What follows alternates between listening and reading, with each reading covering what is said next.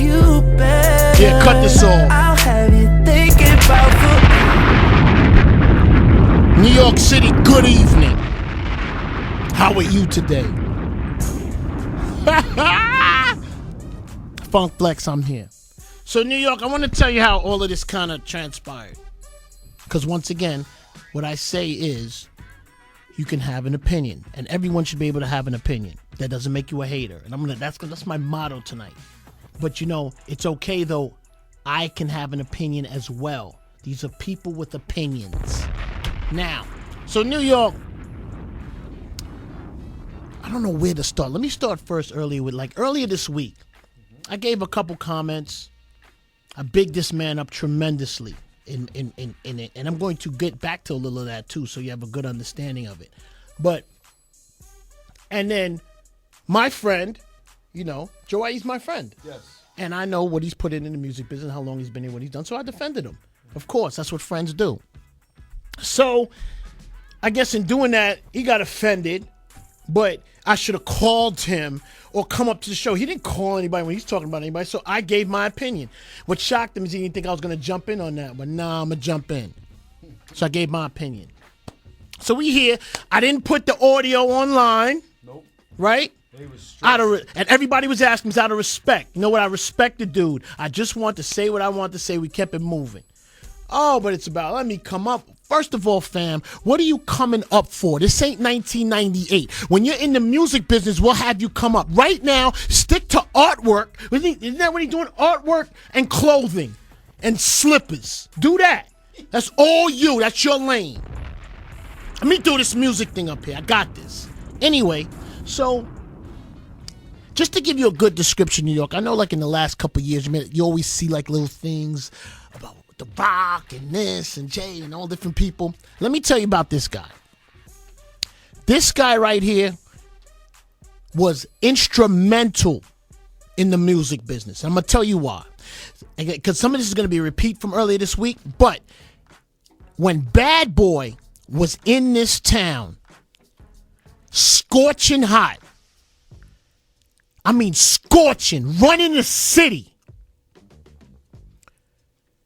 this guy, Dame Dash, understood how to bring his brand through and make his brand matter during a time when it was just unheard of. Bad Boy was smoking hot.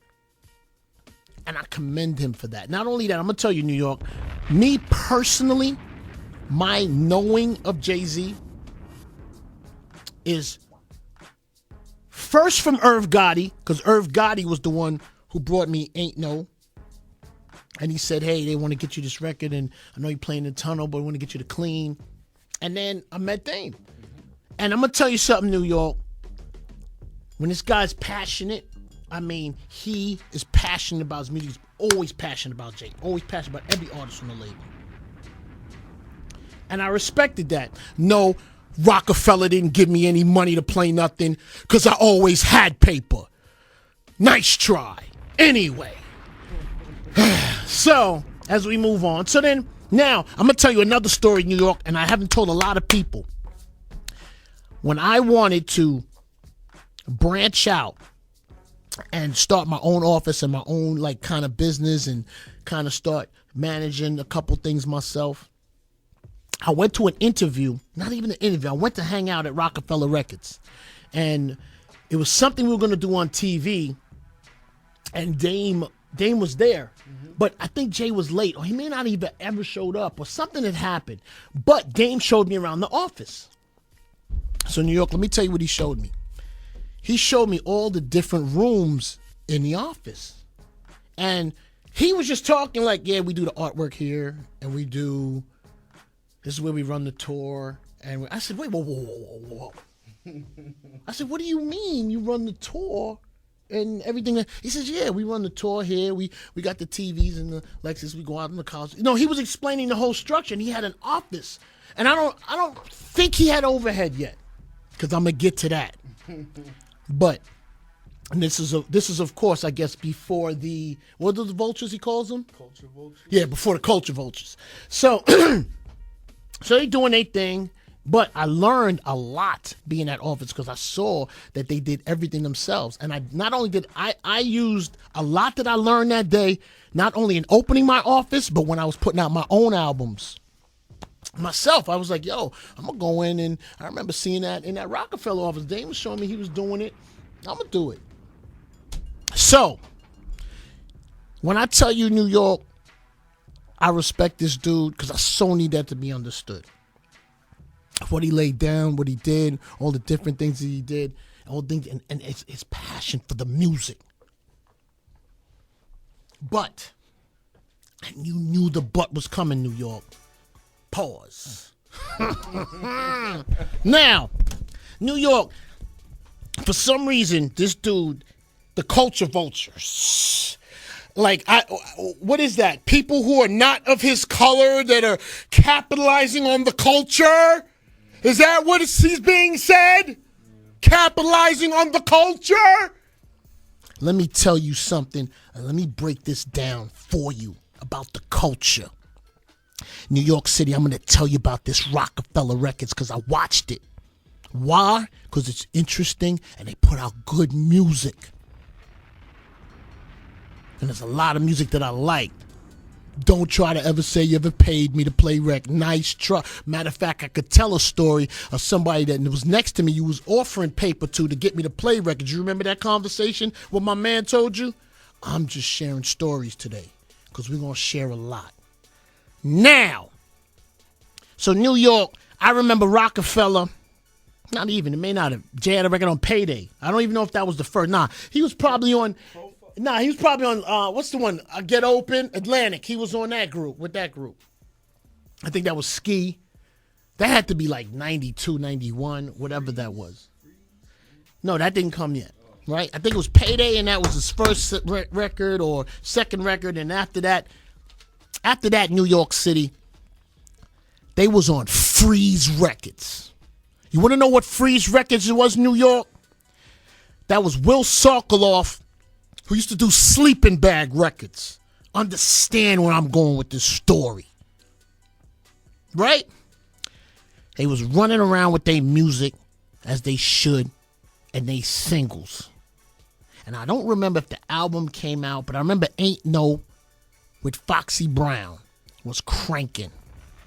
They was still independent. And this guy talks about culture vulture. But New York City, I was there. If you only 4 years in the game or you only been on your website about 3 years, sometimes you believe foolishness like this. People trying to pit people against each other because of their color.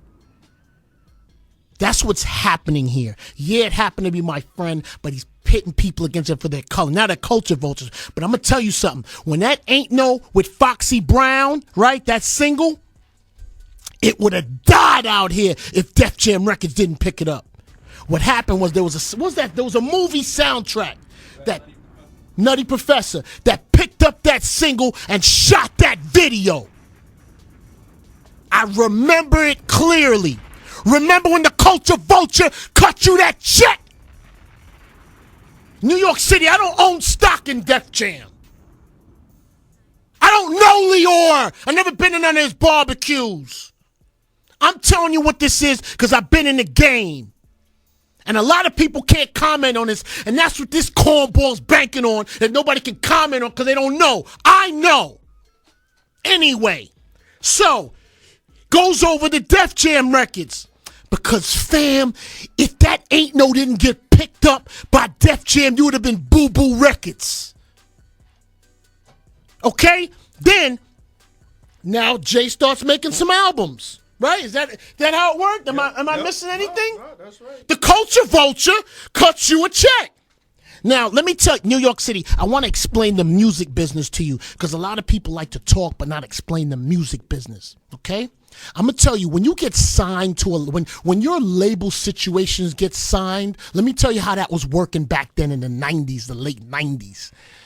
He was getting probably $2 million to $3 million in overhead for his label. He was getting $1 million video budgets. He was getting $1 million album budgets. You hear me? You count the years and you count the different artists and the albums. The culture vulture cut him those checks. Who put a gun? Who told me that? Oh, I don't want to blow him up. Who put a gun to his head to sign those deals? New York City, everybody would have took those deals. And he took them. He was successful at it. He's a sore winner.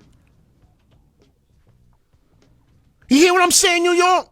I ain't up here to, like, as you notice, I'm not giving any dirt on Rock or who didn't like who. I don't care about none of that. I'm giving you the facts. I'm giving you what I know as the music business. Remember the cakeaholic? Is that what he called himself? Yeah. Listen to me, B. The culture vulture allowed you to call yourself the cakeaholic. Once again, I don't own stock in Def Jam.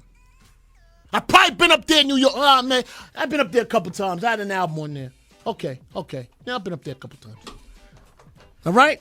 Yeah, I've been up there a couple times. All right, so back to the story. So this guy gets money off of that. He sells out. He has plaques on the wall. Right? Yep. What about Rockaware? When they cut you that check to buy you out, was that from a culture vulture? I'm just understanding. You spent it though, right? Now, let me tell you what this culture vulture thing he's trying to say, so I want to be so specific.